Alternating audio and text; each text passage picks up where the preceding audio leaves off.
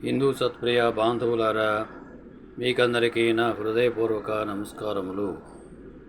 జై శ్రీరామ్, జై శ్రీకృష్ణ. మనకు సంబంధించినంత వరకు, అంటే మన హిందువులకు సంబంధించినంత వరకు మహామంత్రము ఒకటి ఉన్నది.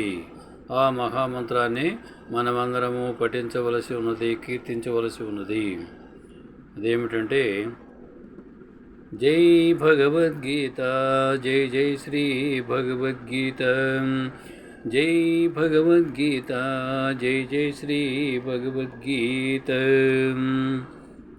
భగవద్గీత శరణం శరణం, రామపాదం శరణం శరణం, కృష్ణపాదం శరణం శరణం, విష్ణుపాదం శరణం శరణం. భగవద్గీత శరణం శరణం, రామపాదం శరణం శరణం, కృష్ణపాదం శరణం శరణం, విష్ణుపాదం శరణం శరణం. భగవద్గీత అభయం అభయం, భారతదేశం శుభం శుభం. భగవద్గీత హిందూ జయం జయం. భగవద్గీత శరణం శరణం, భగవద్గీత అభయం అభయం, భారతదేశం శుభం శుభం. భగవద్గీత హిందూ జయం జయం. భగవద్గీత శరణం శరణం. హరి ఓం. హే విష్ణు సృష్టికర్త, నమో నమః. హరి ఓం. హే రామ పరం ధామ, నమో నమః. హరి ఓం. హే కృష్ణ పరమాత్మ, నమో నమః. హరి ఓం.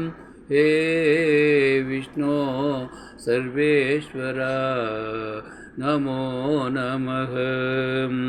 హరి ఓం. నమో నమః. హరి ఓం. నమో నమః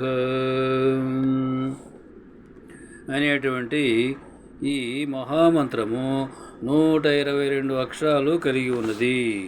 122 అక్షరాలు కలిగి ఉన్నది. అంటే 1 + 2 + 2 = 5, అంటే 5. ఈ 5 పంచ జ్ఞానేంద్రియాలకు, పంచ కర్మేంద్రియాలకు, పంచ ప్రాపంచిక విషయాలకు మొదలైనటువంటి వాటికి సంబంధించినటువంటి వాటి గురించి మనిషికి, మానవునికి జ్ఞానోదయం కలిగించేటువంటి పవిత్రమైనటువంటి గ్రంథము మన భగవద్గీత. వీటన్నిటిని కూడా పంచ జ్ఞానేంద్రియాలను, పంచ కర్మేంద్రియాలను, పంచ ప్రాపంచిక విషయాలను వీటన్నిటిని కూడా నియంత్రణలో ఉంచుకొని కర్మయోగ పద్ధతి ద్వారా, జ్ఞానయోగ పద్ధతి ద్వారా, భక్తి యోగ పద్ధతి ద్వారా భగవంతుని సేవిస్తూ, ఆరాధిస్తూ, కీర్తిస్తూ, శ్రవణము చేస్తూ, పూజ చేస్తూ, భజన చేస్తూ, అదేవిధంగా భగవంతుడు ఉపదేశించిన భగవద్గీతను పఠిస్తూ ఉండాలనేటువంటి విజ్ఞానాన్ని కలుగు చేసేటువంటి పవిత్రమైన భగవద్గీత మన భగవద్గీత. పవిత్రమైనటువంటి భగవద్గీత మన హిందువుల భగవద్గీత. అయితే ఈ మహామంత్రాన్ని ప్రతి ఒక్కరూ పఠనము, కీర్తనము చేస్తూ ప్రతి హిందూ ఓ మహాప్రపంచంలాగా ముందుకు నడవాలి.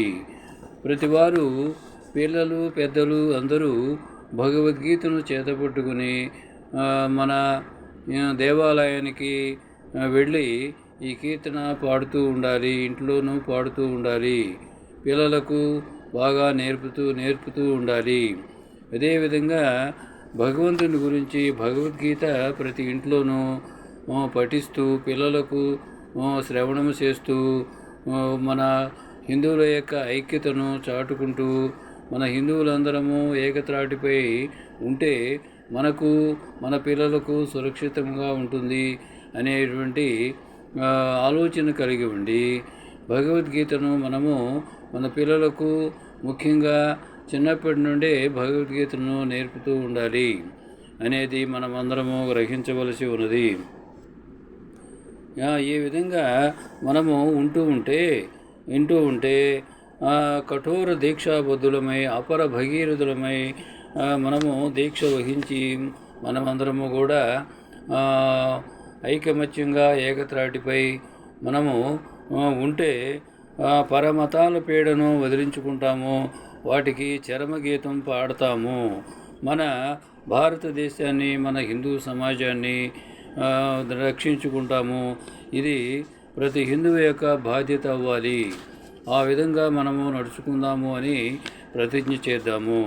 జై శ్రీరామ్, జై శ్రీకృష్ణ, భారత మాతాకి జై, జై హింద్.